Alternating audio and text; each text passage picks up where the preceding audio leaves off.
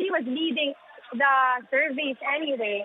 But earlier today, we were told that by former presidential spokesman Harry Roque that the father-daughter rivalry will not happen. They love each other. Sabi niya, nagmamahalan ang mag-ama at kailanman hindi raw sila magbabanggaan. So I guess that the decision came over the weekend. At PDP Laban's Secretary General Melvin Matibag also said earlier today that the party is now encouraging President Duterte to run as senator instead to avoid such issues. Because it does not look good, of course, because two members of the same family fighting for one post, let alone not just being candidates for national posts, but for the exact same post. So this seems to resolve the issue once and for all.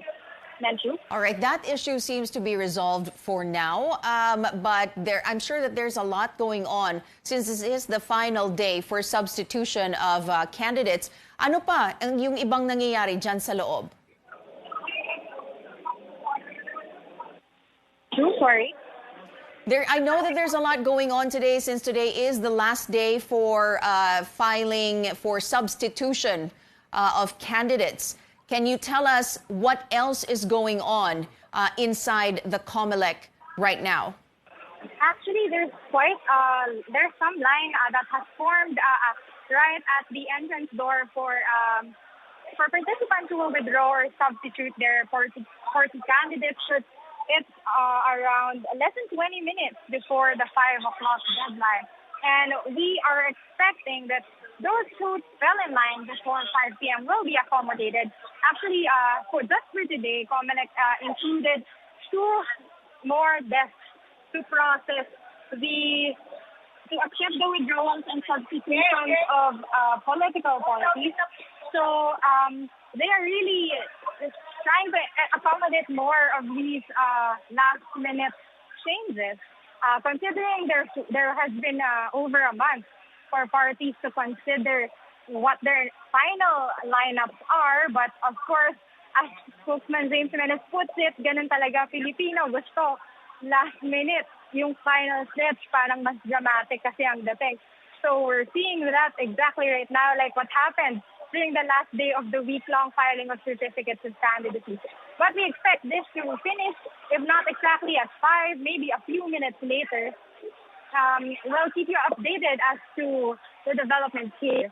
We'll try to speak also to the lawyers of President Duterte and to Ms. Vicorde if she accepts an interview with us. But right now, no indications of that so far. Back to you. All right. Melissa, may impormasyon ba tayo kung sino na ang magiging running mate ni Senator Bong Go? Actually, Menchu, that's a good question, but I do understand that PDDS fielded a vice presidential candidate in the name of Attorney Joe. Let me check that. Attorney Joe Jose.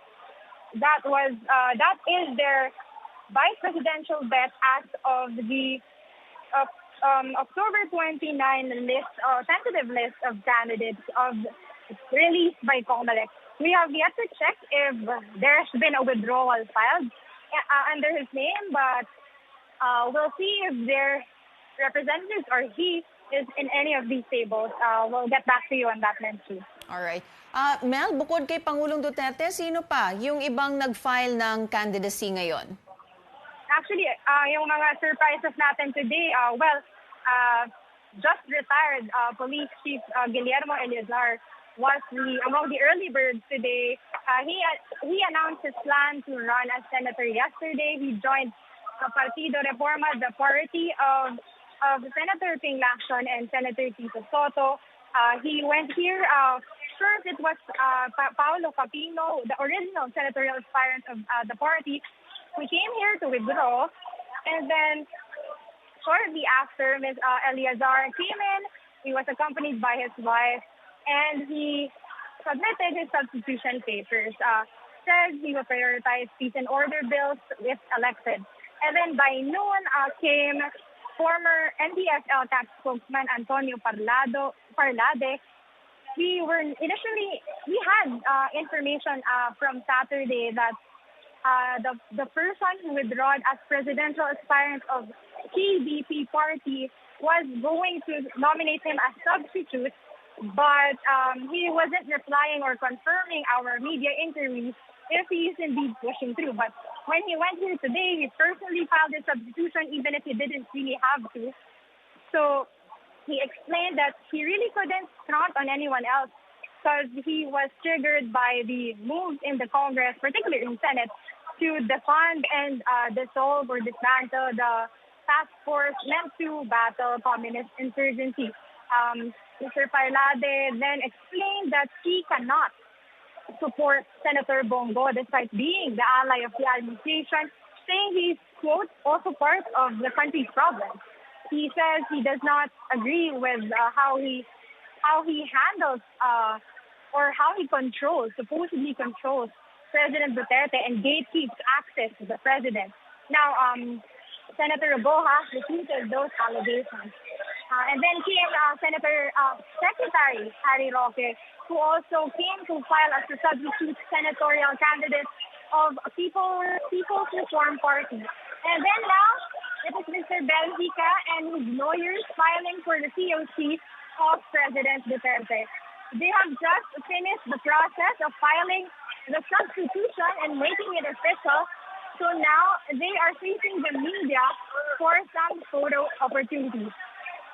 We will try to go after them and ask for some questions, some clarifications as to why this became the final choice of the president at like maybe 15 minutes to spare from the deadline today. Lenchu?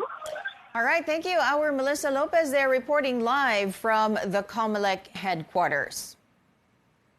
And if you just tuned in, we just reported that President Rodrigo Duterte has filed for his certificate of candidacy for senator instead of vice president under the Pederalismo ng Dugong Dakilang Samahan.